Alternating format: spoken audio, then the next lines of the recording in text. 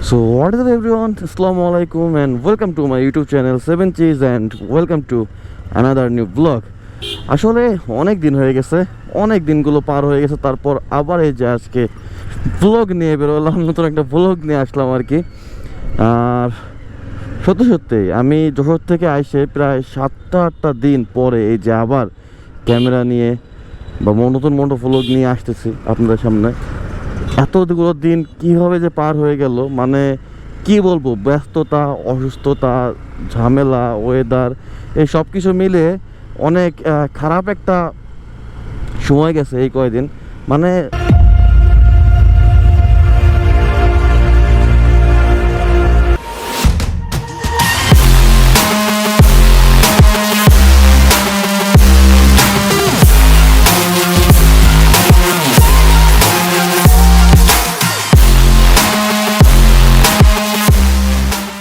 অনেক চেষ্টা করতেছিলাম নতুন কন্টেন্ট আনার, নতুন ভিডিও করার, বাট কোনোভাবেই পসিবল হচ্ছে না, মানে করতেই পারতেছি না, এমন একটা অবস্থা।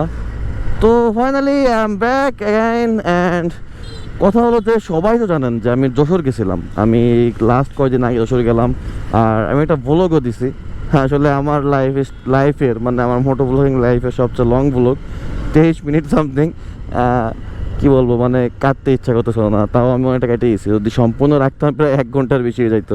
তো যাই হোক, আমি লাস্ট কিছুদিন আগে গেছিলাম হলো যশোর, কিন্তু আমি কেন গেছিলাম এই কথাটার উত্তর এখনও কেউ জানে না, তেমন ভালোভাবে বা পুরোপুরি ক্লিয়ারলি কেউ জানা নাই। বাইকটা গেছে, বাইকটার থেকে খুব পরিমাণে ধোঁয়া বেরোচ্ছে। আমার সামনে যে বাইকটা আছে, তাও মনে হয় এই বাইকটার পিস্টন আর হেডের ঝামেলা হয়ে গেছে অলরেডি, ওরকমই কিছু একটা। তো যশোর যাওয়ার মূল কারণ হচ্ছে যে আমার বাইক সার্ভিস আর কি। মানে আমি গোপালগঞ্জে তেমন কোনো ভালো টেকনিশিয়ান পাইতেছিলাম না, যে টেকনিশিয়ান দ্বারা আমার বাইকটা সার্ভিস করাইলে মোটামুটি আমি আবার একটু ঠিকঠাক মতো ফ্রিলি চলতে পারবো বা ভালোভাবে কয়েকদিন রাইড করতে পারবো, এরকম কোনো টেকনিশিয়ান পাচ্ছিলাম না, বা এরকম কোনো ভরসা দেওয়ার মতো কাউকে পাচ্ছিলাম না। তারপরে আর কি করার, সুন্দর মতো ক্যামেরা হেলমেট আর আমার একটু কিছু টাকা পয়সা নিয়ে বার হয়ে গেছিলাম যশোর। আর যশোর যাইয়া সুন্দরভাবে বাইকটা সার্ভিস করে আসছে, যদিও আমার অনেক একটা বড় সড়ো ক্ষতি হয়ে গেছে, অর্থদণ্ড খাইছি অনেক বড় সড়ো, মানে অর্থে অনেক ক্ষতি হয়ে গেছে। আমি আসলে এক্সপেক্ট করি নাই যে এত টাকা খরচ হয়ে যাবে, বাট এনিওয়ে ঠিক আছে, সমস্যা নাই। আমার কথা হলো যে আমার বাইকটা ঠিক করা দরকার ছিল সবার আগে।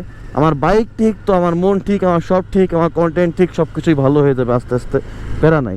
তো যশোর তো গেলাম, কিন্তু যখন আমি যশোর থেকে বাসায় আসছি, আসার পর থেকেই আমি এই সেই দিয়ে ভালোই অসুস্থতার মধ্যে।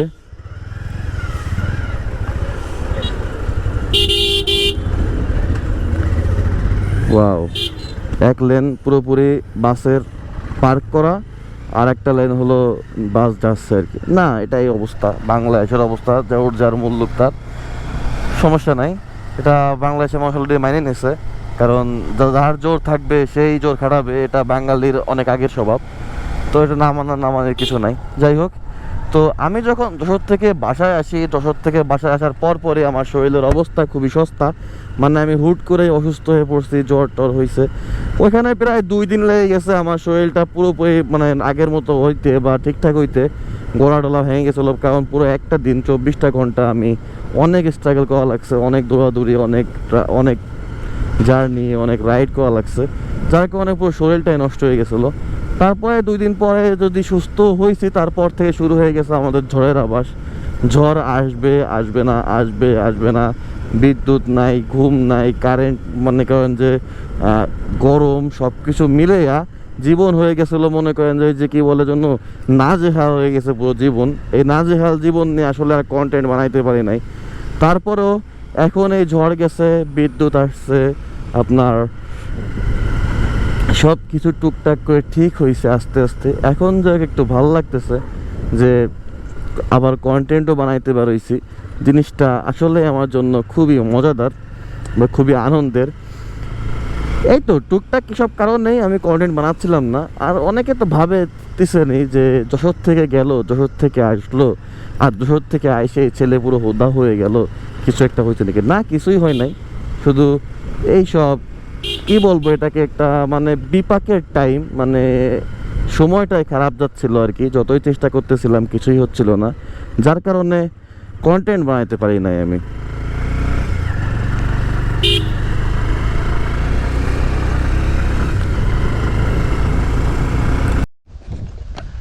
তো আসলে যশোর তো গেছি, বাইকও সার্ভিস করাইছি, কিন্তু কি কি সার্ভিস করালাম আর কি কি করলাম এটা অনেকে অজানা।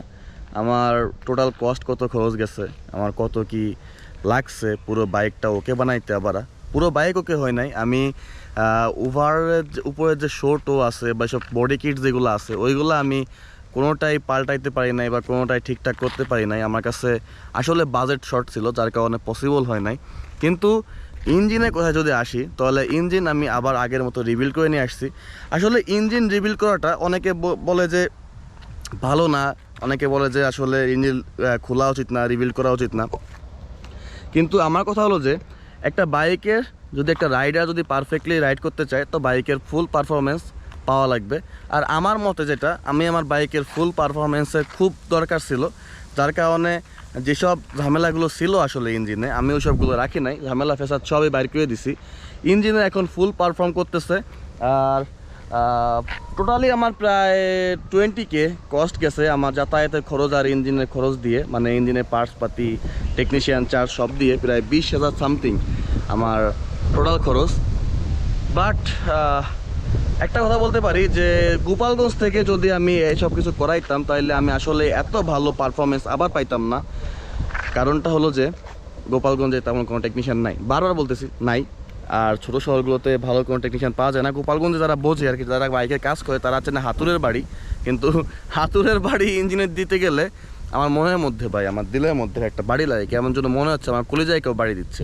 যার কারণে আমি আসলে গোপালগঞ্জ থেকে এসব কাজ বাজ করাই নাই। আমি চিন্তা করছিলাম যে যখন আমি ইঞ্জিনে কাজ করাবো, যখন আমি রিবিল্ড করবো ইঞ্জিনটাকে, তখন আমি জায়গা মতো থেকে করে নিয়ে আসি, যেখানে আমার পার্টসও ভালো অ্যাভেলেবেল, যেখানে পার্টসগুলো অরিজিনাল পাওয়া যাবে।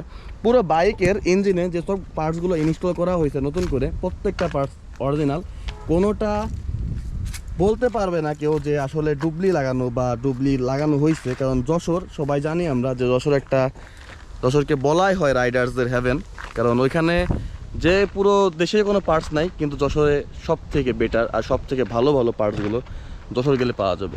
প্রত্যেকটা বাইকের অরিজিনাল বডি কিট বলেন বা ইঞ্জিনের পার্টস বলেন, সব কিছুই অরিজিনালগুলো খুঁজতে গেলে আপনাকে যশোর যাওয়াই লাগবে।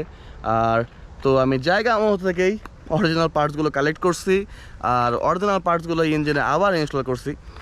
এখন কথায় আসি, কি কি লাগানো লাগছে, কোন কোন পার্টসগুলো ড্যামেজ হয়েছে, আর কত কি খরচ গেছে। তো মূল কথা হচ্ছে যে আমার বাইকের যে আমার সমস্যাটা ছিল সেটা হচ্ছে যে বাইকের লোরেন্সটা একেবারে নষ্ট হয়ে গেছিলো। আর তারপরে হলো এই সাইলেন্সার দিকে ধুমো দিত, মানে কালো ধুমো দিত, যেটা আমার কাছে আসলে অনেক অস্বস্তিকর, মানে একটা বাজে বাজে লাগতো আমার কাছে একেবারে। ওয়েট, এখন দেখাই বাইকের সম্পূর্ণ টোটাল কাজ বাজ করানোর পরে বাইকের এখন ইঞ্জিন নোটটাই চেঞ্জ হয়ে গেছে। Wait, this is the sound now. আসলে পুরো পারফেক্ট সাউন্ড। আগে যেটা দেখা যেত যে এখান থেকে কালো ধুঁয়ো বেরোতো, কিন্তু এখন আর এইখান দিয়ে কোনো কালো ধুঁয়ো বেরোনোর কোনো অপশন নাই, cause total engine is rebuild. আর পুরো ইঞ্জিনটা নতুন করে বিল্ড করা হয়েছে, যেসব পার্টসগুলো ড্যামেজ ছিল প্রত্যেকটা পার্টস চেঞ্জ করা হয়েছে। বলতে পারেন যে ইঞ্জিনের সব স্টক পার্টসগুলো ছিল, মানে most of the stock parts. আমার বাইক রান হয়েছে অলমোস্ট 70,000 কিলোমিটার, যার কারণে most of the parts damage হয়ে গেছিলো। আর মাঝখানে আমি বলছিলাম সবাইকে যে ইঞ্জিন অয়েলটা ঠিকঠাক মতো মেনটেন করতে। আমার মূল সমস্যাটা হয়েছে ইঞ্জিন অয়েলটা ঠিকঠাক মতো মেনটেন করি নাই, যার কারণে এত ঝামেলা পোহাও লাগছে আমার। বাট এখন সব কিছু ঠিকঠাক আছে। ইঞ্জিনের নোট, সাইলেন্সার থেকে কোনো ধুমো তো একেবারে নেই বললেই চলে। আর এই যে হলো পারফেক্ট ইঞ্জিন নোট।